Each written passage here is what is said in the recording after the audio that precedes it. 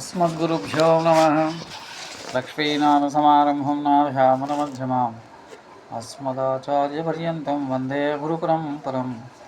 वसुदेवसुतं देवं कंसचानूरमन्त्रं देवकी परमानन्दं कृष्णं वन्दे जगद्गुरुं।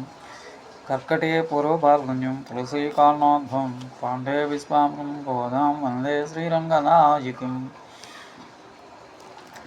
ప్రియ భగవద్బంధువులారా, ఈరోజు మనం గోదాస్తుతి వేదాంత స్కూల్ వారు అనుగ్రహించిన గోదాస్తుతిలో 27వ శ్లోకం అనుసంధానం చేసుకోబోతున్నాం. వల్మీకథః శ్రవణతో వసుధాత్మతస్తే జాతో బభూవ సమనిః కవి సార్వభౌమః గోదే కిమద్భుతమిదం యధీమి స్వధంతే వక్తారవిందమకరంద ఇభానిభాః ప్రబంధాః.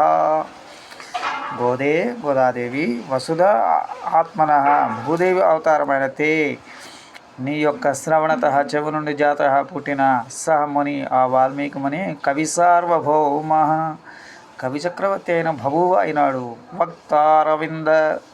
వక్త అరవింద ముఖమనే తామరము నుండి ప్రస్రవించే మకరంద తేనెతో నిభాకపోలిన అమీ ప్రబంధ ఈ ప్రబంధాలు స్వధంతే చాలా మధురంగా ఉన్నాయి. యత్ ఇదం అనే ఇది కిం అద్భుతం ఏమి ఆశ్చర్యం.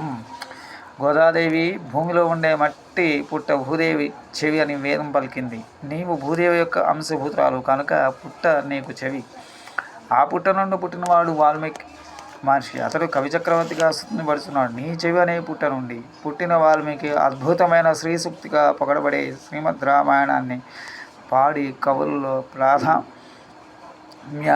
ప్రాధాన్యాన్ని పొందగా నీ ముఖము నుండి సాక్షాత్ వెలువడే ప్రబంధములు తామర నుండి స్రవించే తేనె వలె భగవానుకు లోకంలో అయిన వారికి దివ్యామృతముగా భాషించి పరమభోగ్యంగా ఉండటంలో ఏమి ఆశ్చర్యం. తైత్రీయ యజుర్వేదారణ్యకంలో స్తోత్రం హేతే పృథివ్యా యద్వాల్మీకత అనే అధ్యయనం చేయబడుతుంది. దీని అర్థం ఏమిటంటే భూమిలో కనిపించే భూమి పుట్ట భూదేవికి చెవని. ఆండాల్ భూదేవి యొక్క అవతారం కనుక ఆమెను భూమి అని అభేద్యోపదేశం చేయవచ్చు. కనుక పుట్ట ఆమె చెవి. దీనివల్ల పుట్ట నుండి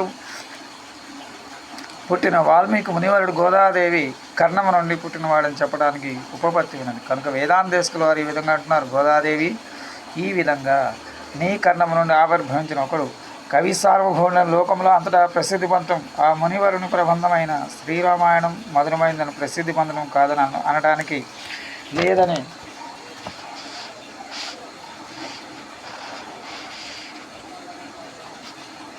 సాధ్యం కాని విషయాలు. లోకంలో ఒకరి చెవిలో నుండి పుట్టిన వస్తువు ఇంతటి గొప్పతనం కలిగి ఉండటం అప్రసిద్ధం. కానీ నీ కర్ణ ప్రభావం లోక విలక్షణము. నీ గొప్పతనమే నీ చెవి గొప్పతనమే ఇంత విలక్షణమైంది అయినప్పుడు ఇక నీ వాక్కు గొప్పతనాన్ని గురించి ఏమని చెప్పగలం. నీ ముఖాన్ని చూస్తే అది అరవిందంగా భాషిస్తుంది. అరవిందము నుండి మకరందం జాలు వాడటం సహజమే. కనుక మకరందం అంటే దివ్య ప్రబంధాలు నీ వాక్కు నుండి ఆవిర్భవించాయి అని అనటంలో ఆశ్చర్యం లేదు. శ్రీరామాయణ కలిగిన భోగ్యతను గురించి కొంచెం ఆశ్చర్యపడాలి తప్ప నీ దివ్య ప్రబంధాల్లో ఏర్పడిన భోగ్యతను గురించి కొంచెం కూడా ఆశ్చర్యపడవలసిన పని లేదు అనేది సారార్థం. దీనివల్ల వాల్మీకి కోకిల యొక్క సూక్తుల కంటే కిలి ముజి అయిన గోదాదేవి శ్రీ సూక్తులు ఎంకిలి మధురాలు అనే విషయం సుస్పష్టం. శ్రేయకాంతాయ కళ్యాణేద్రం శ్రీ వెంకట నివాసాయ శ్రీనివాసాయ మంగళం. మంగళం నారసింహాయ మంగళం గుణసందవే మంగళానాం నివాసాయ శ్రీనివాసాయ మంగళం. మంగళాశాసన పరమదాచార్య పురోగమే సర్వైస్య పూర్వైరాచార్య సకృపాయాస్త మంగళం. కర్కటే పూర్వపాల్గొన్యం తులసీకాలనోద్భవం పాండే విశ్వామరం గోదాం వందే శ్రీరంగనాయకం. శ్రీమతే రమజా మాతృ మునేంద్రాయ మహాత్మనే శ్రీరంగవాసనే భూయాత్ నిత్యశ్రీ నిత్యమంగళం. ఓం అస్మద్గురుభ్యో నమః.